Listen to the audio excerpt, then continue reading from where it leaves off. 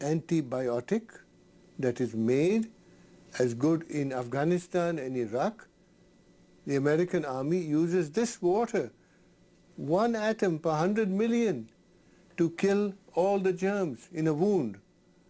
So the President of the United States uses this water to keep infectious bugs from his hand. So I said, how can this water be? As it records information, water acquires new properties, yet its chemical composition remains unchanged. So their theory was the chemical composition of the water is important. Now the sensational news is that that is nonsense. The structure of water is much more important than the chemical composition. The structure of water means how its molecules are organized. We can see how water molecules join together into groups. These are called clusters. Scientists came up with the idea that these clusters work as memory cells of a certain sort, in which water records the whole history of its relationship with the world, as if on magnetic tape. People don't think when you turn on the light, the water is changing. When you turn on the electric field from the power lines, the water may change. So that is the direction of research. The water, of course, remains water, but its structure, like a nervous system, reacts to any irritation. Modern instruments have made it possible to record the fact that within each of water's memory cells, there are 440,000 information panels, each of which is responsible for its own type of interaction with the environment.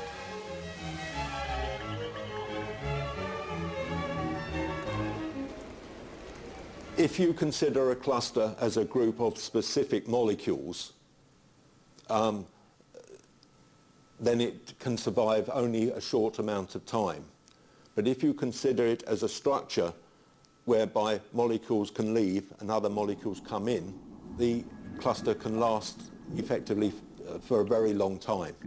The stability of the cluster structures confirm the hypothesis that water is capable of recording and storing information. It may be the single most malleable computer, which can, it's like a computer memory. It's the memory of information. We must know how it is arranged. It is like the alphabet. If I give you the alphabet, you don't know a word, you don't know a letter, you don't know a sentence. So the molecular structure is the alphabet of water. And you must make a sentence out of water, and you can change a sentence. In the winter of 1881, the sailing ship Laura was on a course from Liverpool to San Francisco. On the third day of the voyage, a fire broke out on board. Among those abandoning ship was the captain, Neil Carey. The water supplies soon ran out, and the crew experienced the torments of thirst growing by the hour. Later, when they reached shore safely after 3 terrible weeks adrift at sea, the captain, a man with a very level-headed attitude towards events, described what had saved them. "We were dreaming of fresh water," he said. "We began to imagine that the water around the lifeboat was turning from ocean blue to the greenish hue of fresh water. I summoned up my strength and scooped some up. When I tasted it, the water was fresh."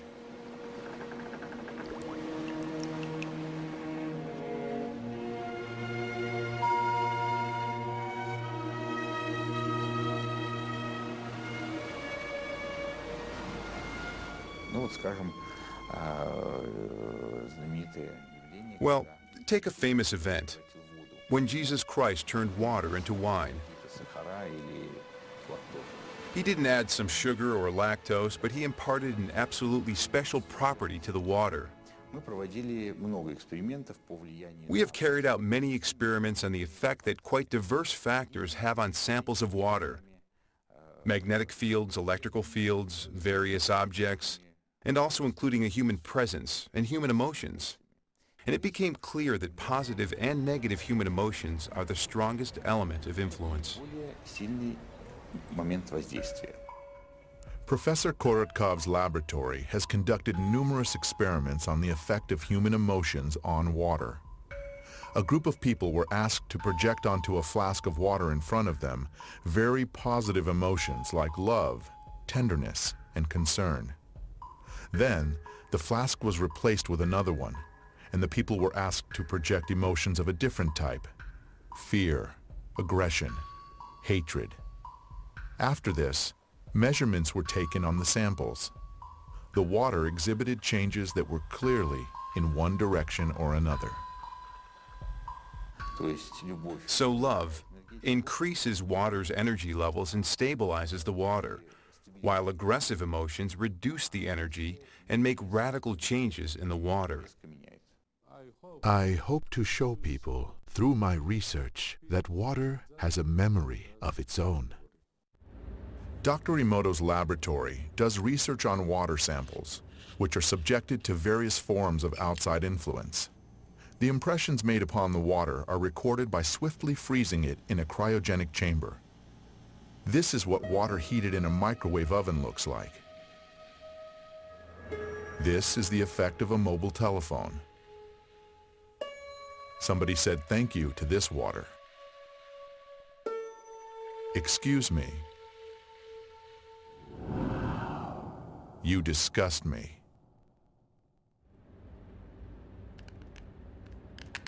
With modern technology, it is possible to structurize water artificially.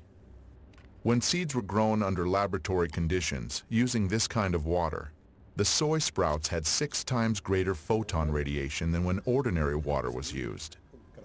Using structurized water makes vegetables ripen faster and increases the amount of useful microelements and vegetable proteins several-fold.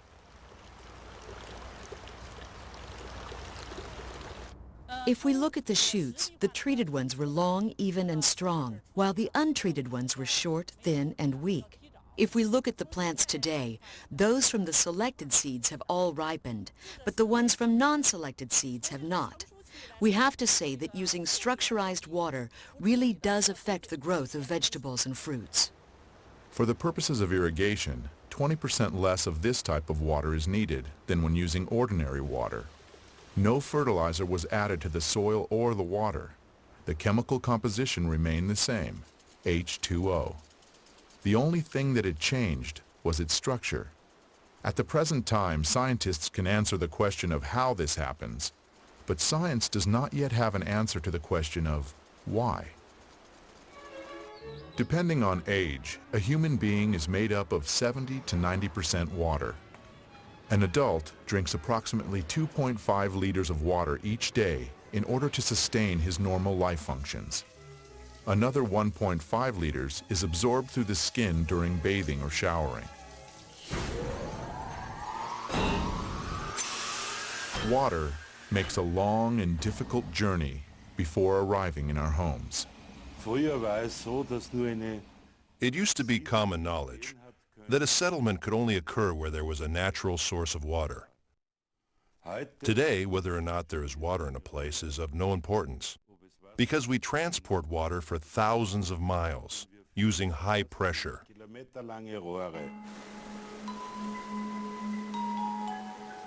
In nature, rivers and streams always flow along a smoothly curving course.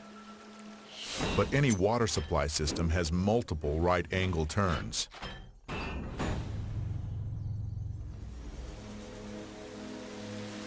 The natural structure of the water breaks down more and more with each such turn. Water from a water supply system which flows into our homes through pipes has various forms, crystals of various forms, but they are all deformed. That is, it may look like this. It can look like this or have these crystals in many other arrangements, but you won't see any symmetry or beauty. Water that flows in a floor panel heating system is devitalized and rotten. It sucks energy out of the people, plants, and animals living in that house. It actually steals the energy. It is well known that the water supply in many large cities is a closed-loop system. After undergoing aggressive chemical purification and passing through powerful filters, the water in these systems is returned to our homes, still remembering the chemicals and the violence it was subjected to. Even stronger, however, is the informational pollution that the water accumulates as it flows down miles of long pipes through thousands and thousands of houses and apartments.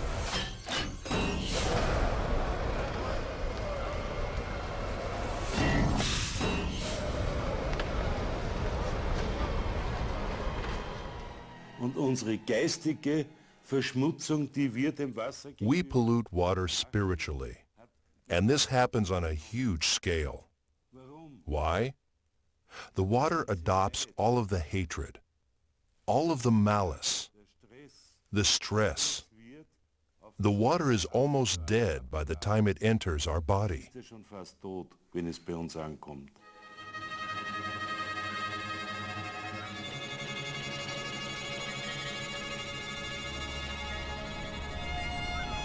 Our Earth is a gigantic container of water, in which all forms of life arose. And every living thing is itself essentially a container of water. With modern technologies, we can reach far into outer space. And as we attempt to discover life on other planets, the first thing we look for is water. There is no life on Earth without water. And one of the big questions is whether or not, in case that there should be comparable life on other planets, this would also be based on the presence of water. There is strong belief that the first living organisms were in the water, and only much, much later did organisms develop that could live outside of the water. I don't think that this is at all a coincidence. It is absolutely no accident that the opening lines of the Bible mention water, where it talks about the creation of the world, of life, and of man. It has to do with water first and foremost. Like sculptures that have not yet been created are present in a piece of clay, so the images of all future living organisms were present in the water. Water merely brought to life a pre-existing conception, but for any process to begin, requires an impulse.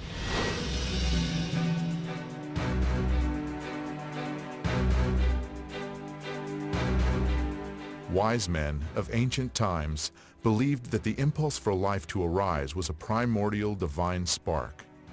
This spark imprinted in the water the sequence of future development. The entire course of evolution provides evidence of this. Every species of living being, from the simplest bacteria to mammals, strove to achieve its own perfection.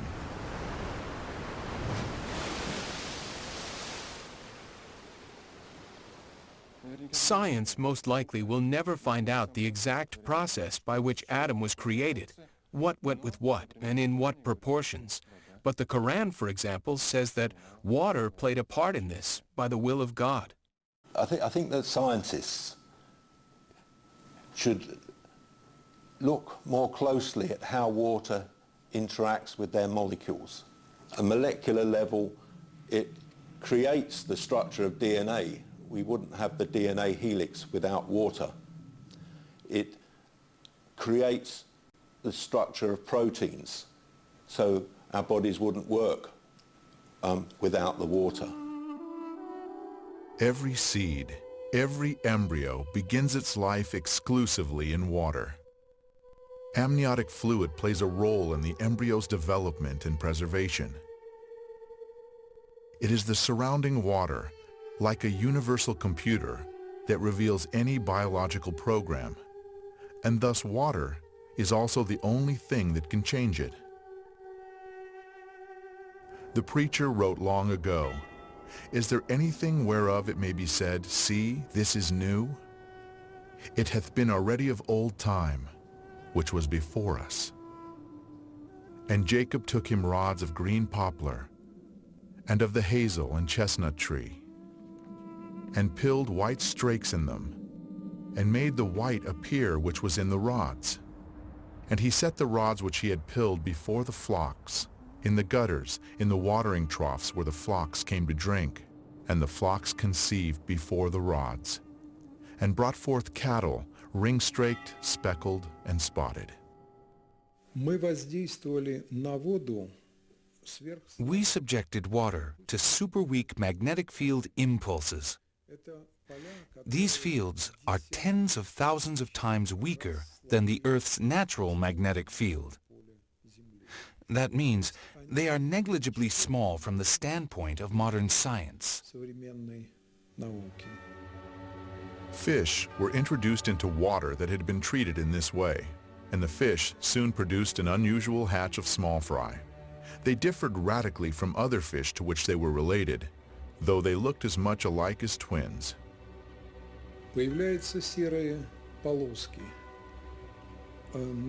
Gray stripes appear on the belly of all these males at once, along with colored spots, which had not been observed previously. These are called phenotype changes, and it is of fundamental importance that these changes appear not just in some of the treated fish, but in all of them at the same time. And these phenotype changes that we caused are not a hypothesis. They occurred in practice. The experiment resulted in changes not only in the outward appearance of the fish, but also in their behavior. They began to react to outside stimuli in the same way. It was as if the whole school had acquired a collective mind.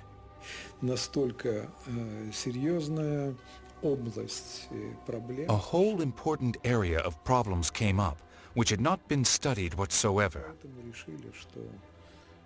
Therefore, it was decided that it would suffice to establish even just the fact that behavior could change the form of animals using only water, which fact, in and of itself, is very significant. If water has such a strong effect, that is, we shouldn't make it public without thoroughly studying this.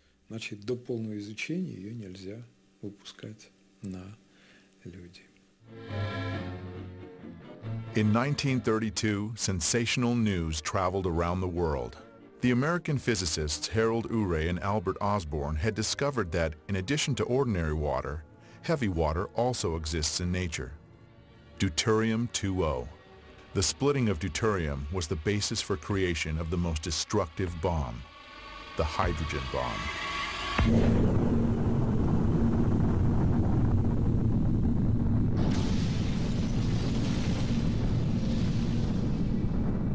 Now, everybody knows very well what radioactive radiation can cause, but it turns out that there are other even more awesome effects. Rather more horrific is the change in the structure of water, covering huge areas, thousands of miles larger than the nuclear weapons testing grounds. It made no difference where the test was carried out, in the atmosphere, on the ground, or underground. Colossal changes occur in the water, and the water's memory changes, and people drink that water. Animals drink it, and suddenly terrible changes take place. When the explosion occurs, waves are formed, which die out fairly quickly in the ground, but the water may continue to fluctuate for another 30 days. Swinging like a pendulum, the waves create a new and pathological ordering in the water. It has been noted that the number of suicides rises abruptly after such tests. By a factor of 2, 2.5, 3. Medical experts had absolutely no explanation for this, but we could understand it. We showed the brain is made of water, about 85%. So these changes take place in the brain, and a conflict between the water structures arises. The bioplasm of the brain is disrupted, and the result is that the person is deprived even of such an extremely important incentive as the drive to live. In ancient legends, the hero would always be sent to fetch dead water in a place from which there is no return.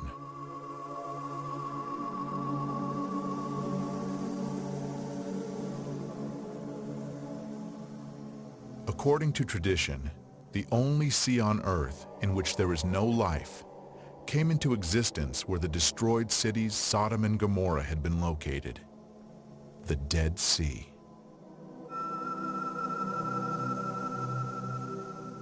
There really is no such thing as dead water. Water gives life. It always has this original vitality. It may be used more correctly or less correctly, but it is always positive.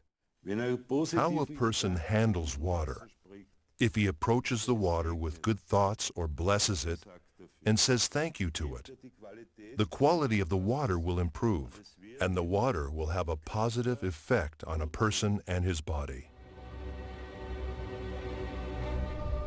According to the Chronicles, in 1472, Abbot Karl Gestinsis was arrested on the basis of a false denunciation and interrogated in connection with having caused a certain prominent lady to fall ill. While he was being held in a dungeon, the abbot was given only a crust of stale bread every day, along with a dipper of rotten, stinking water. After 40 days, the prison warden noticed that Father Karl not only had not gone into decline, but he even seemed to have gained health and strength, which only served to convince the inquisitors that the abbot had connections with dark forces. Later, Karl Gestinsis confessed under brutal torture that he had recited a prayer over the rotten water he was given, thanking the Lord for bestowing these trials upon him. After that, the water tasted bland and turned fresh and clear.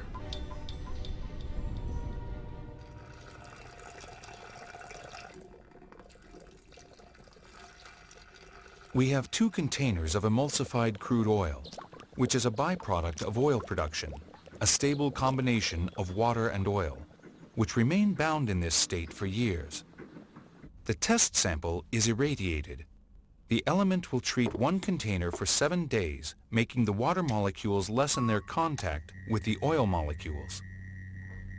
After 4 days, we compare the test sample and the control. The water has separated from the oil. At the boundary between the water and oil phases, there are crater-like formations. This means that the separation process is continuing. Поля, которые мы используем для воздействия. The fields we use to influence the water are comparable in intensity with the electromagnetic field of the human heart. On the 7th day of treatment, the experiment is finished. The water has completely separated from the oil.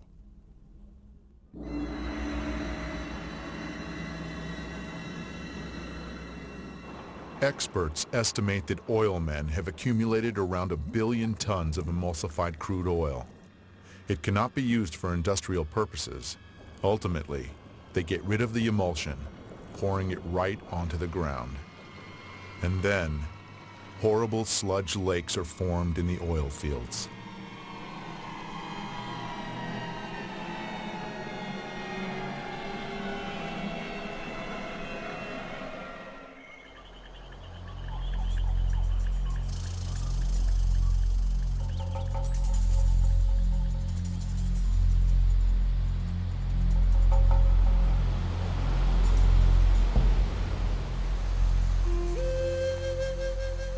In the language of the Pemon Indian tribe in Venezuela, Roraima is translated as the mother of all waters. A group of Russian biophysicists set out for this destination in January 2005 to collect a unique sample of water, which scientists say has never been in direct contact with human beings. Such water exists in only one place on Earth, in Venezuela.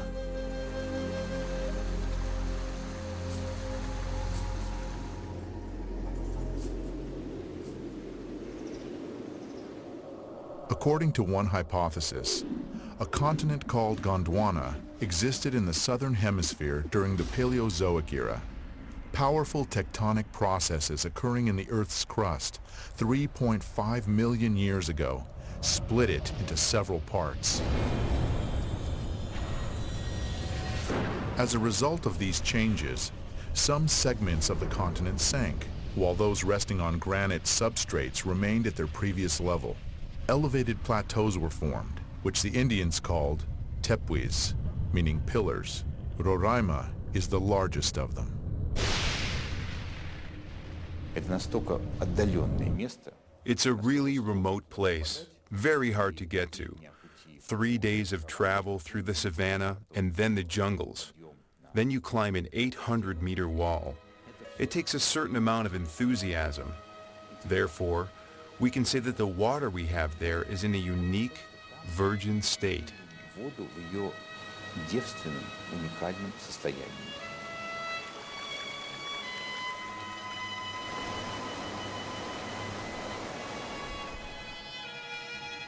There is always a large cloud over Roraima. As evening approaches, a light haze appears.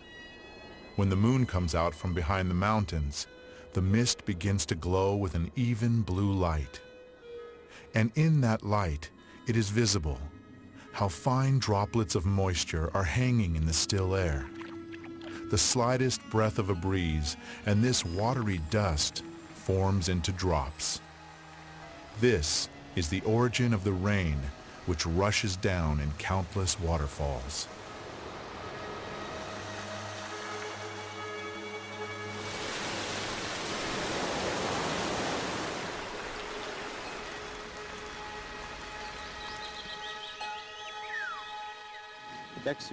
So today is January 30th, 2005.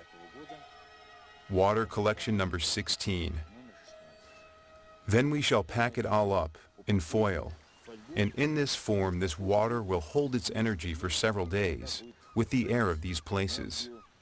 Then we'll arrive in St. Petersburg, and we'll calmly carry out our laboratory analysis several thousand miles away, and only then will we be able to draw any conclusions.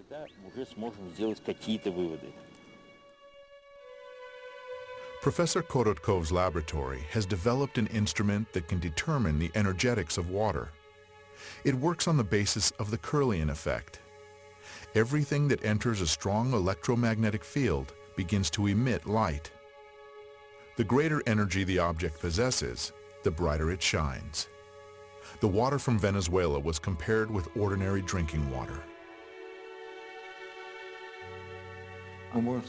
We can say that this water is not double, not triple, but it is 40,000 times more active. So these are really two fundamentally different substances. And water of this type, this water, which immediately activates the body, it activates the whole system. That's why there, where the Indians, despite the deprivation in which they live very long lives and are very happy. They absolutely do not want civilization to come to them.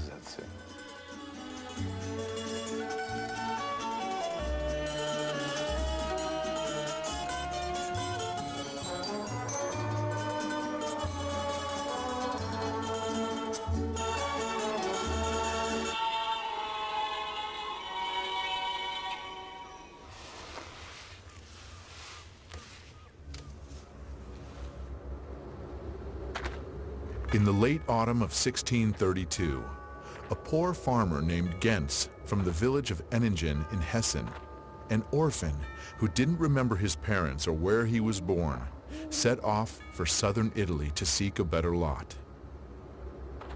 His route ran through the city of Waldshut am Rhein in the eparchy of Constance. Suddenly, Gens was literally stabbed by the feeling that these places were very directly related to him. It was as if the shepherd's legs led him where he should go, which was into a grove. Entering it, Gens looked around. Not far away, a spring was coming right out of the ground. The young man approached it, bent down, and drank the water. Many years later, he told his grandchildren the story of how the water had given him back his memory, so that he recollected these places, and his father and mother, and the house in which he was born.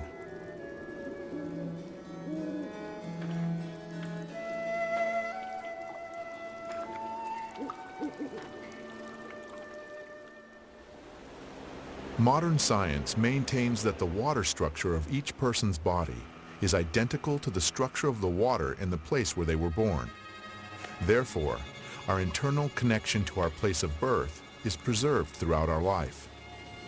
And that means that the concept of homeland has not only a lofty poetical meaning, but also a quite specific physical content.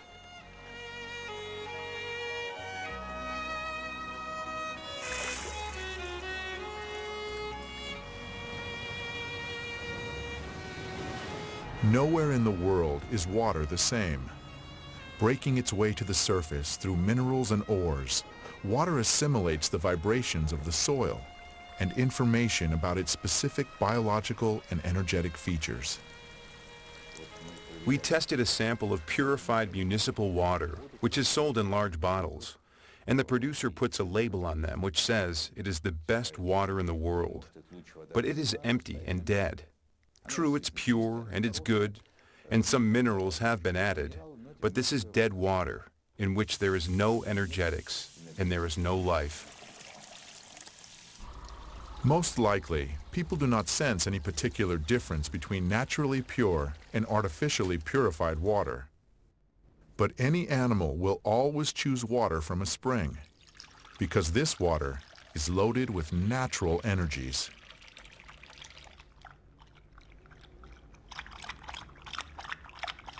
Not long ago, yet another unique property of natural water was discovered. It turns out that such natural water is flammable. The burning of natural water, the water itself burns, and the reason it burns is precisely that it is structured in a special way, natural water is. Burning, in rigorous scientific terms, is a process of oxidation in which heat and light are given off. In the case of water, it burns at the temperature of the environment, and the light emitted can be recorded using super-sensitive instruments. In burning, you have oxygen being continuously activated, and some organic matter is continuously burning. So the burning of water is a process that happens over an extended period of time, because if it were a process that happened more quickly, then it would have already burned up all the water on Earth. On June 30th, 1940, a note was tossed into the Soviet embassy in Germany. Its author requested to be contacted immediately.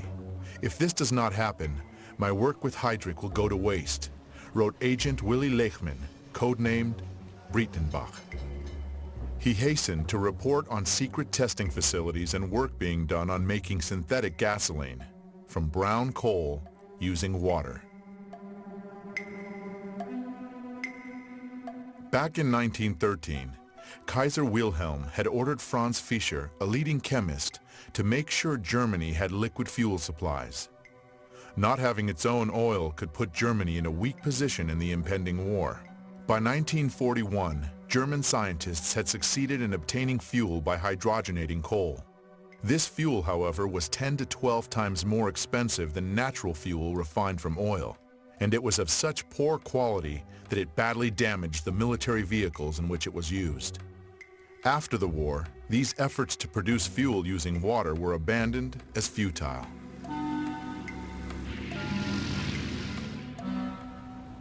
For the past 15 years, the researcher Jean Gaurois has been working to create fuel of this type.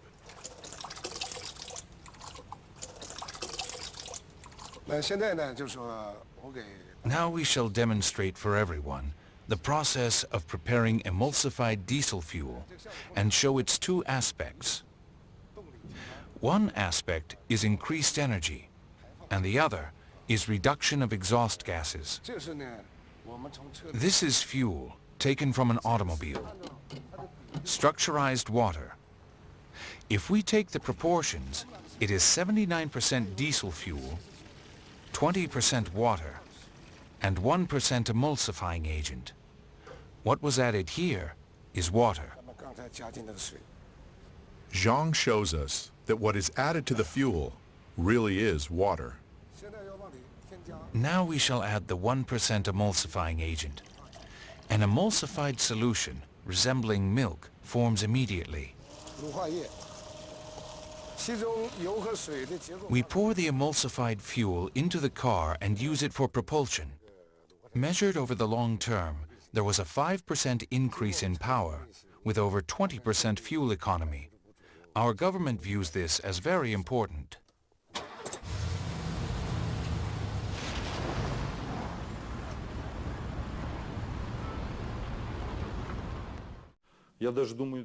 I think that not even all chemists remember this aspect.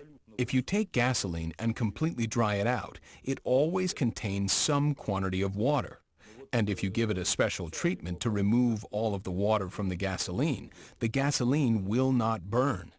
This was known already in the 19th century. To burn anything whatsoever, there has to be at least some quantity of water.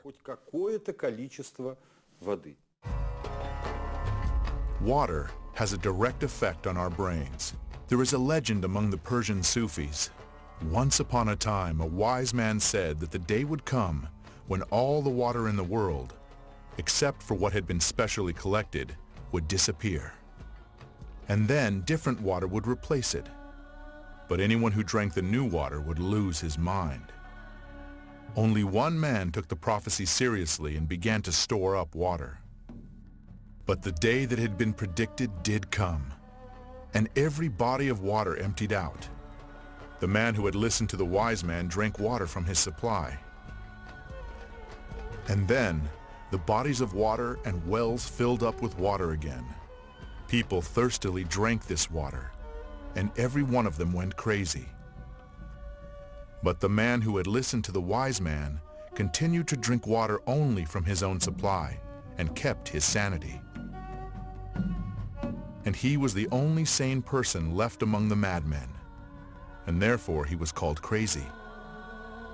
And then he poured his reserves of real water, the old water, onto the ground, and he drank the new water and lost his mind. And the madmen decided that he had become sane.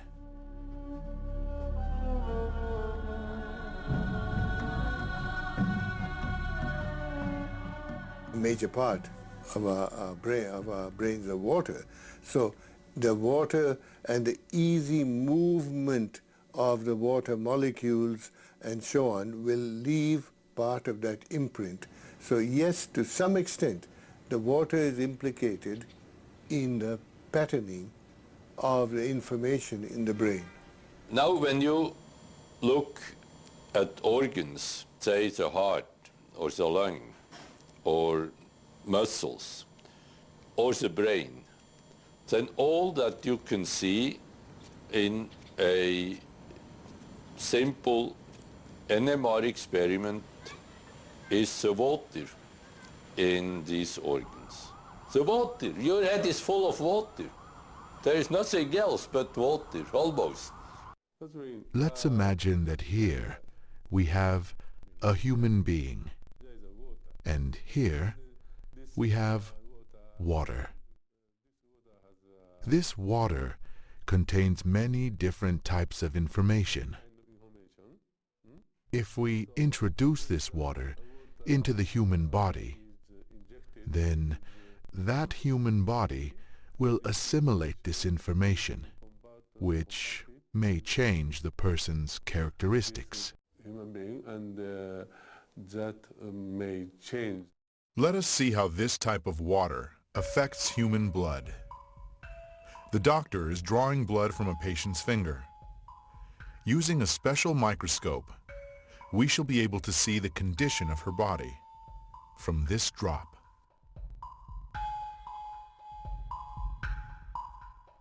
These are red blood cells, and they've lost their electrical charge, so they're all stuck together in a formation called a rouleau. Here's a huge symplast. Symplasts are associated with heart disease and arthritis and lung disease and many other conditions that could be coming in the future. The doctor asks the patient to drink a small amount of structured water. After 12 minutes, the doctor again draws blood from the patient and studies it. So you can see that the cells then become buoyant, they become slippery, and they have their electrical charge, so they repel each other. That allows them to carry oxygen And it means that we're changing the pH of the blood back to an aerobic environment rather than an anaerobic environment. I think that's utterly amazing that just drinking water could do that. Traditional Eastern medicine has been based for many centuries on the vibrations and resonance of the body's water content. The pulse indicates if the resonance tone is right. It is believed that the pulse may be strong, weak, cold, or hot. On the basis of this, an experienced physician carries out a kind of energy scan of the body, makes a diagnosis, and prescribes treatment. We do not heal with water because a person, the human body, is water. The person simply reads the mantras or prayers in order to correct the bad water he has inside. How this hidden effect works is not known. In all of the world's religions, Christianity, Islam, and Judaism, it is the practice to recite a prayer before taking food or to consecrate the food during major religious holidays. How often do we stop and think, what for? And how did the certainty arise in such dissimilar religions that this is the right thing to do? Why did something that science is only now trying to understand seem obvious to our ancestors? It turns out that the frequency of vibrations in the prayers of any religion uttered in any language is 8 Hertz, which corresponds to the frequency of the oscillations of the Earth's magnetic field. Therefore, a prayer, pronounced with love, creates a harmonic structure in water, which is an ingredient of absolutely all food. We now have some idea about how this happens through the structurization of water clusters, water molecules. Therefore, we can take some purely practical advice from this. To sit down at the table in a very good mood, and under no circumstances to dine with cruel or aggressive-minded people, because this will have a direct destructive effect on our health. In 1995, Dr. Masaru Emoto was the first one to record musical impressions on water. In Dr. Emoto's laboratory, they presented water with different types of music, after which they froze the water and then under the microscope could clearly see the crystals that the water had formed.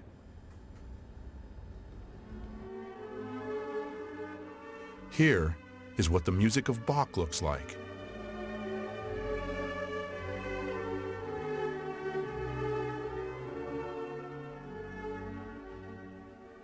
Mozart.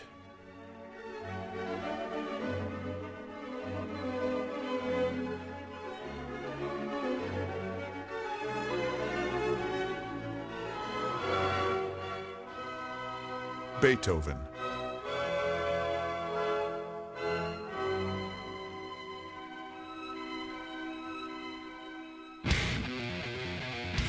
Heavy rock.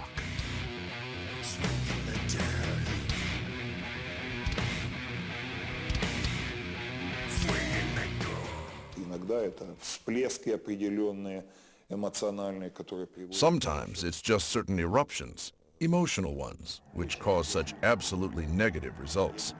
I can't recall a case in which such a negative spewing out of emotions as this happened at a classical music concert.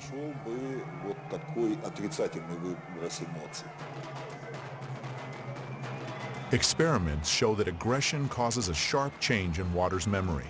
Such water can provoke an aggressive state in hitherto calm people.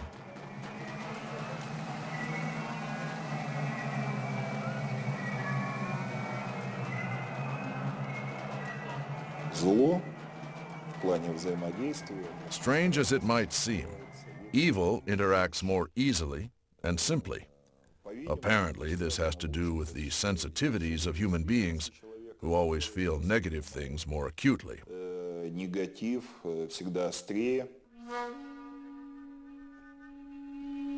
Dr. Emoto conducted another groundbreaking experiment. He placed rice into 3 glass beakers and covered it with water. And then every day for a month he said thank you to one beaker. You're an idiot to the second. And the third one he completely ignored.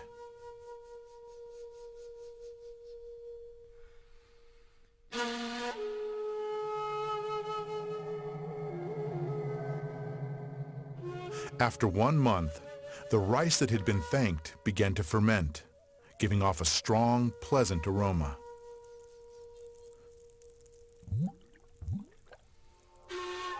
The rice in the second beaker turned black. And the rice that was ignored began to rot.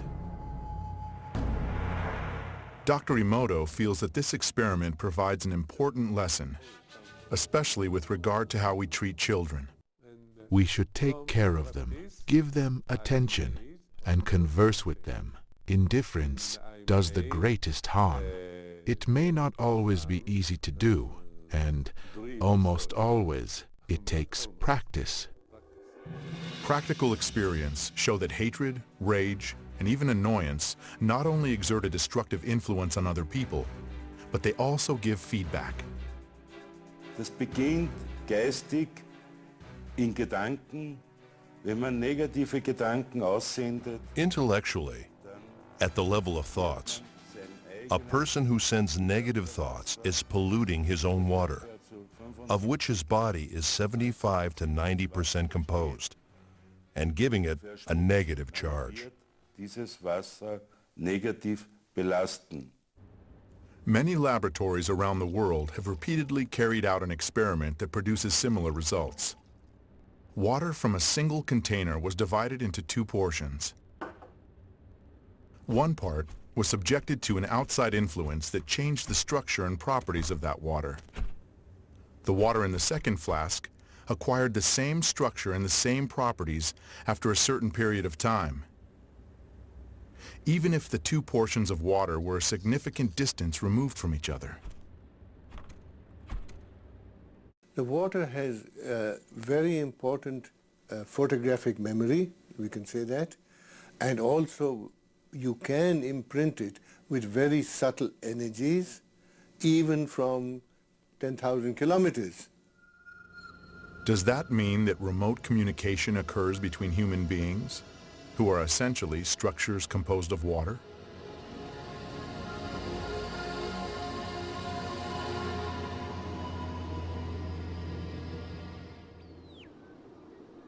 In February 2005, Professor Vyacheslav Zvonikov and a group of colleagues conducted an experiment to confirm or disconfirm the hypothesis that remote communication between people is possible. 2 people are 10,000 miles apart. One is in Moscow, the other in South America near the city of Santa Elena. Here we have the virtual brain of the experiment's participants. During the 15 minutes before the experiment begins, there are no visible correlations. The least change in posture, pulse, or respiratory frequency is recorded. EKGs and EEGs are taken. Suddenly, the instruments register distinct changes. The 2 people separated by this enormous distance have somehow tuned themselves to the same wave. The instruments show synchronization of certain areas of their brains, of breathing patterns, and pulses. How can this be explained? We don't yet have any answers to that question. So far, this is a scientific mystery. There is a hypothesis that the body's liquids play a part in this.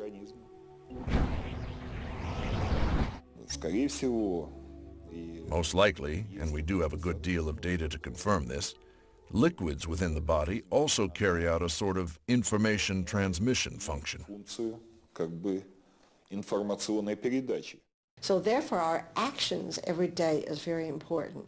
And our actions are related to nature, to the whole cosmos. So what one does doesn't just affect themselves, it affects other people and it affects the whole universe. We studied water during solar eclipses and when Comet Schumacher-Levy was passing, in those periods of time. And it turned out that a tissue culture in water when a solar eclipse is in the offing, a week ahead of time, before the eclipse, when everything is still far ahead, it already begins to fade.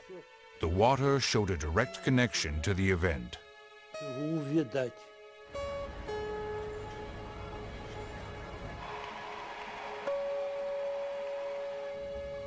The system of the universe exists as a single, perfect organism. All of its parts, including us and our Earth, are inseparably bound together by huge streams of information. And on our planet, water plays the key role in how the information is exchanged. In effect, it is the medium through which all nature is governed.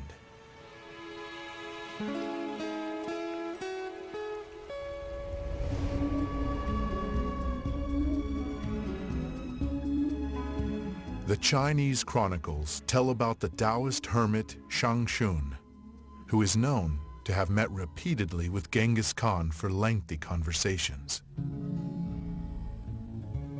Once, when the country was being ravaged by an unknown epidemic, the ruler of Beijing asked the hermit to protect the people. He prayed, and the sickness retreated. In reply to numerous expressions of gratitude, the hermit said, "Prayer is not a thing. All it requires is faith." Exactly. Exactly. Many people think that thought or intention, the word we use is intention, can be imprinted on the water. That is a possibility. Like prayer, if you go to Lourdes, is it prayer that is imprinted on the water? The Holy Scripture contains these marvelous words, "Nothing shall be impossible to him who believes. If ye have faith as a grain of mustard seed, ye shall say unto this mountain, Remove hence to yonder place, and it shall remove." Here the mountain is just a metaphor, of course, but it helps us understand the power of faith. All of mankind's sacred books contain stories about people who were able to create miracles because of their profound spiritual knowledge. Legend tells us that the sea parted before Moses because of his unflinching faith that the Lord would not abandon his people.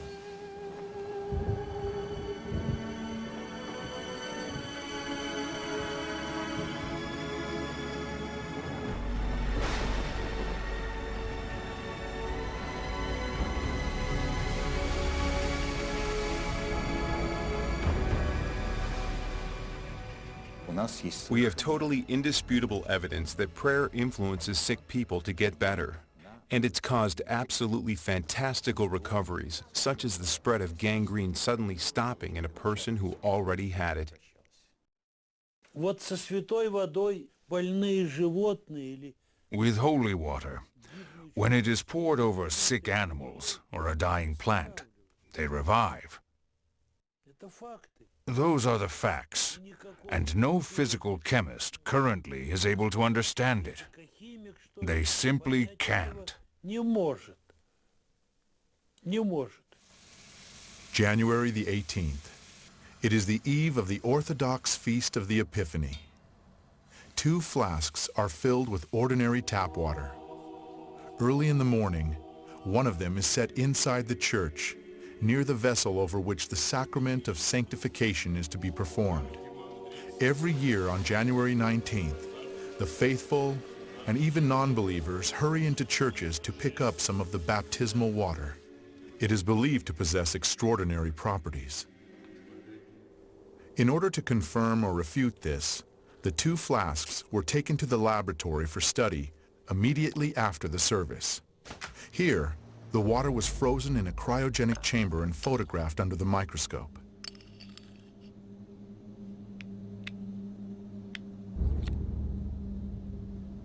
The crystals of the tap water looked like a chaotic, diffused spot.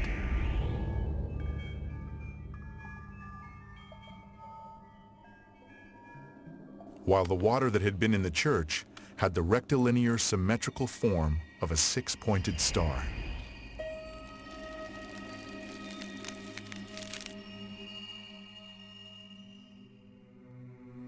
It is well known that holy water has a very powerful and stable structure.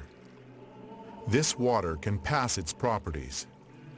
Take only 10 grams of it and dilute it in 60 liters of common water, and the whole amount will have the properties of the holy water. Perhaps scientists will tell us sometime what prayer is. Perhaps scientists will tell us sometime what happens with human nature under the influence of divine grace.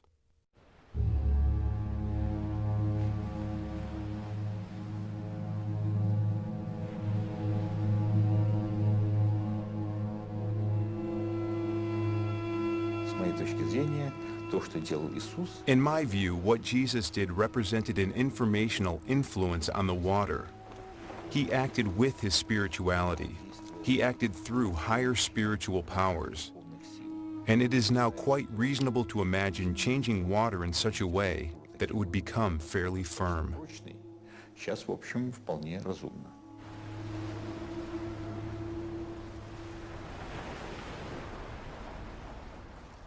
It could be radiation, but could it be only subtle energy? And we are very interested in how subtle energy can be detected by a material.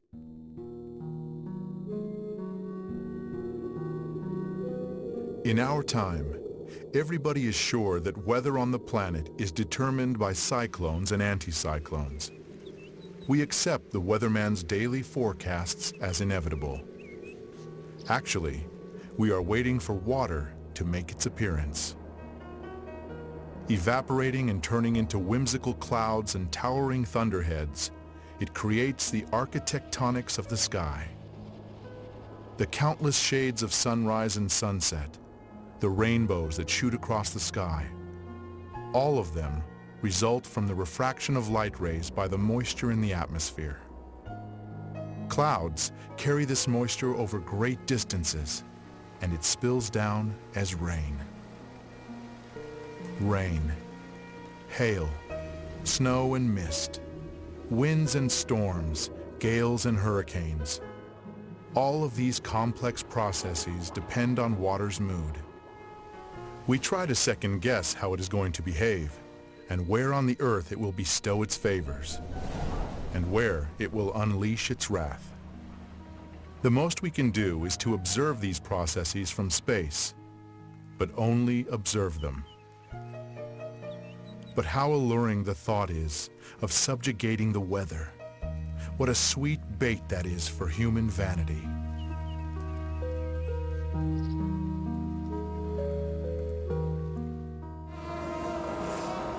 Many peoples have preserved the practice of influencing weather and atmospheric phenomena. These rituals are carefully passed down, unchanged, from generation to generation.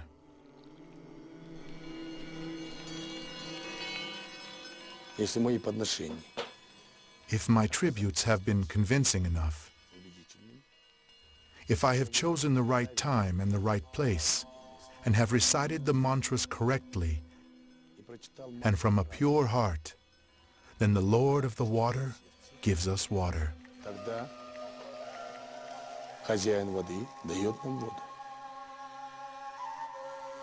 We do not place much trust in actions which may be met with a smile these days. Could it be that just one human, not some huge modern laboratory with the latest technologies, but just a single person, could influence a natural process solely by the force of his desire and intentions? And there was outdoor wedding outside a museum in Ontario. And, well, we didn't bring umbrellas, but some people did. And the sky was all overcast, and the rain started to come. That was half an hour before the wedding. And it started to rain. All the umbrellas went up. And so I and two other students said, okay, let's meditate for better weather. Within a minute, an opening in the clouds came, and the sun just shone right down in this area. Only, not all over, just shone right down this area. By the summer of 1991, Israel had had no rain for 2 years. The water in the country's only freshwater lake, Lake Kinneret, had fallen 15 centimeters below the critical level. Then, 10,000 Israelis gathered at the Wailing Wall to pray for rain. On the third day, rain came down on the country in torrents. Many people explain this fact as a simple coincidence. Belief in coincidence is neither scientific nor religious. From a scientific standpoint, there is scientific determinism, while from a religious standpoint, there are things that are done which have an influence on the outcome. Coincidence is a way in which people try to escape bearing any responsibility.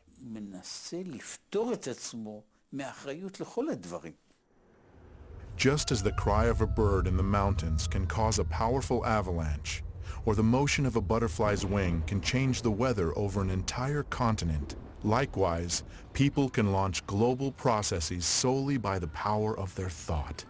Und das ist keine Übertreibung, sondern jeder, der sich mit Chaostheorie beschäftigt, weiß das. And that is no exaggeration.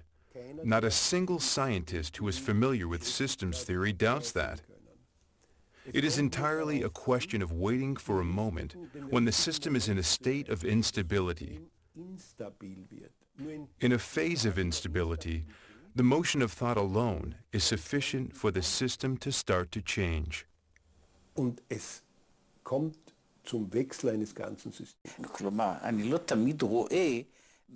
I do not always see it. When my own mistake or sin comes back to me in another guise, although essentially it is a single unit, whatever it is that I did wrong returns to me, not as punishment, but as a result. With all the abundance of water on the planet, less than 1% of it is available fresh water. This supply has been practically unchanged in the course of human history, while the population has been constantly growing.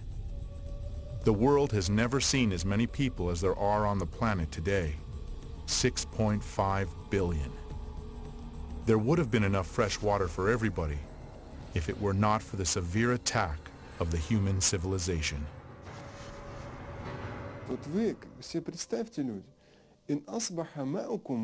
Look, imagine, if there will simply not be any water, that it will go away deep underground. Who shall give you water which will spout freely from the ground and be easy for you to reach?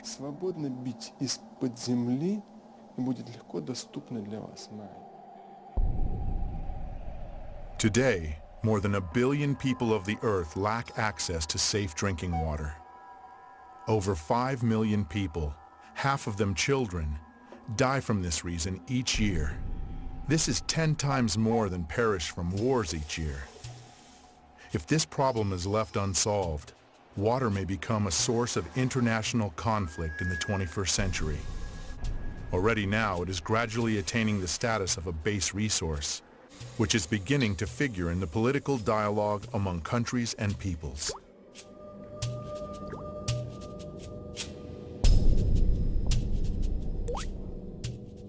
See, we talk a lot about an upcoming oil crisis because we will run out of oil.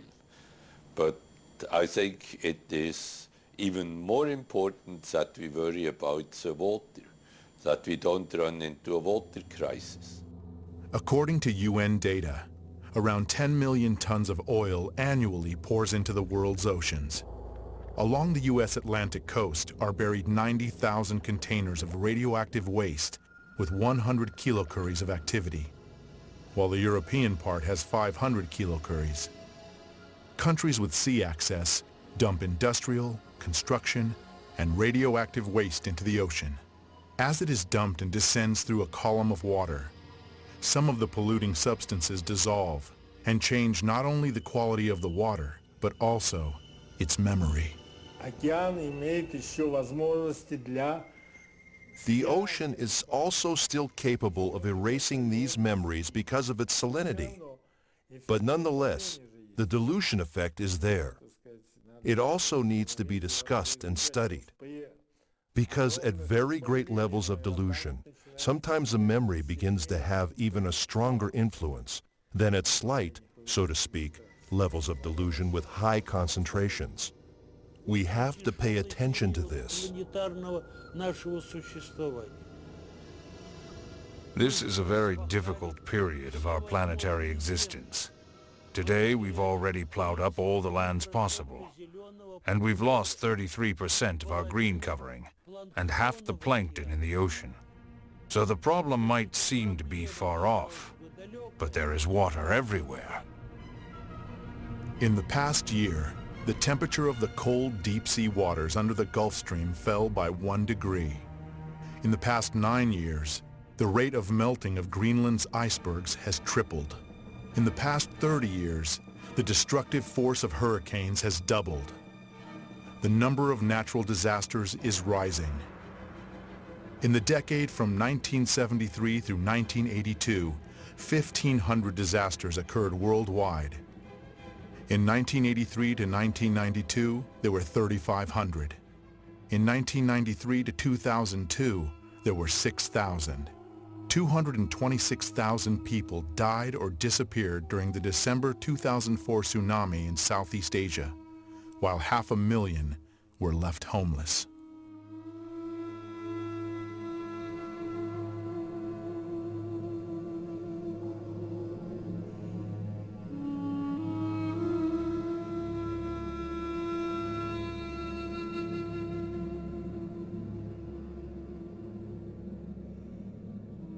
The October 2005 flood in Europe left 200,000 people homeless. Over 1,300 people died during Hurricane Katrina in August 2005. 1 million people were left homeless.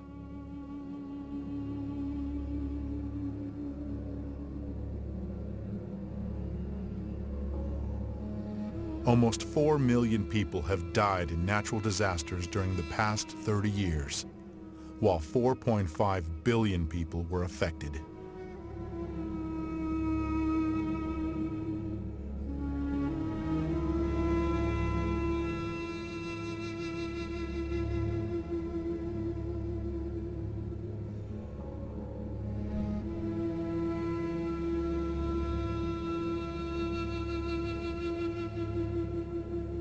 Если спросить сегодня простого человека на улице, if you ask the ordinary man on the street today whether or not man and human activity are to blame for the increased number of hurricanes on the planet and their increased destructive force, I think that every other person will say yes, this is a consequence of human activity. это следствие человеческой деятельности. I think that what's happening in our world today, all the tsunamis and the freak weather everywhere, and the terrorism and the fear that is gripping us, all of the things that are happening is a result of unhealthy individual health. And it affects the other way too. Okay, and also I think it's a resultant of water being polluted.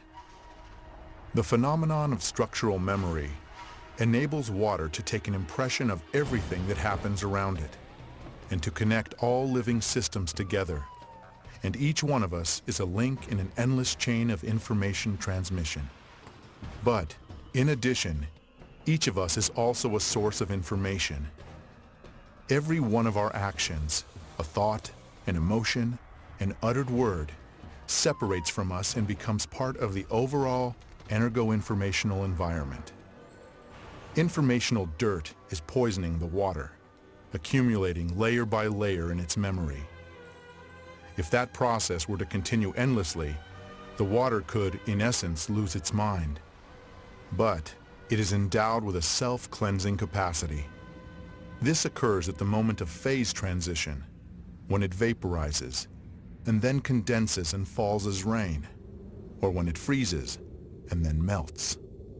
Shaking off the informational grime, water preserves its basic structure, that is, the program for life. Einstein beispielsweise. Einstein, for example, once said, "I would like to know what he was thinking," meaning God. Everything else is just details, but I would like to know how he created this world. Nur Einzelheiten. Ich möchte wissen, wie diese Welt erschaffen hat. Everything begins in water. In a certain sense, we can say that everything originates in water, and in water, everything comes to an end. For all peoples, a person must be clean in order to stand before God. In all of the world's religions, water is a kind of intermediary that unites man with the Creator. The Jews perform ablutions or cleansing with water in mikvahs. For Muslims, ablution is a prerequisite for prayer. Если проследить упоминание о воде в Священном Писании, if we trace the references to water in the Holy Scripture, they are often associated with the idea of purification. наиболее яркое это, конечно, This is most vivid, of course, in the narrative of the baptism of the Israelites in the River Jordan in the time of the prophet John, John the Baptist, the forerunner. John baptized with the baptism of repentance, and the image and symbol of people's repentance was immersion in the river. In the Christian Church, there is the sacrament of baptism. First of all, why is it a sacrament? Because it remains ultimately hidden from us. What happens with a person at the moment of baptism? It is known that the divine energy, which in the language of the Church we call grace, descends upon the person. которую мы на церковном языке называем благодатью, снисходит на человека. There have been many wars on religious grounds in human history, but in our experiment, water reacted to individual words that had a religious content by forming beautiful crystals. This means that the conception of our nature coincides with each religion. The Christian prayer. The Buddhist prayer. The Muslim prayer. Dr. Emoto presumes that serious crimes are committed most of all in areas where people curse the most often.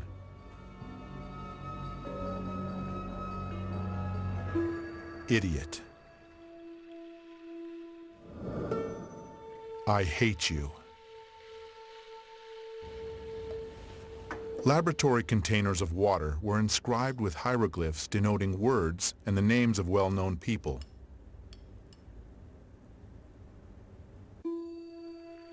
Love. Hope. Soul. Mother Teresa. Hitler.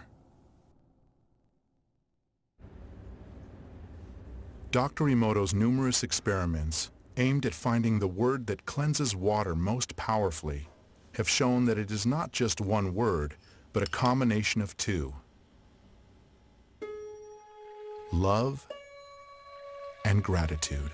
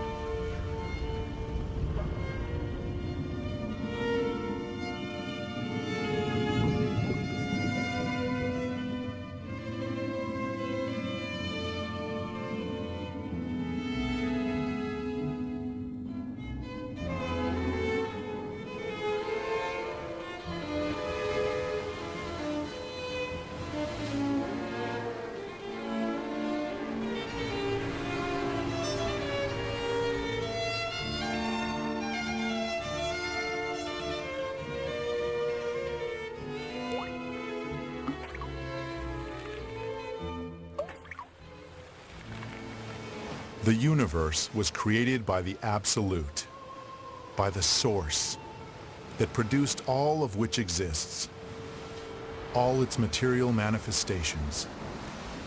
Each of us has an element from the water of the primeval ocean. Our every word is like a water drop, a medium of thought, a source of information. And we are all here to repay the Absolute with love and gratitude.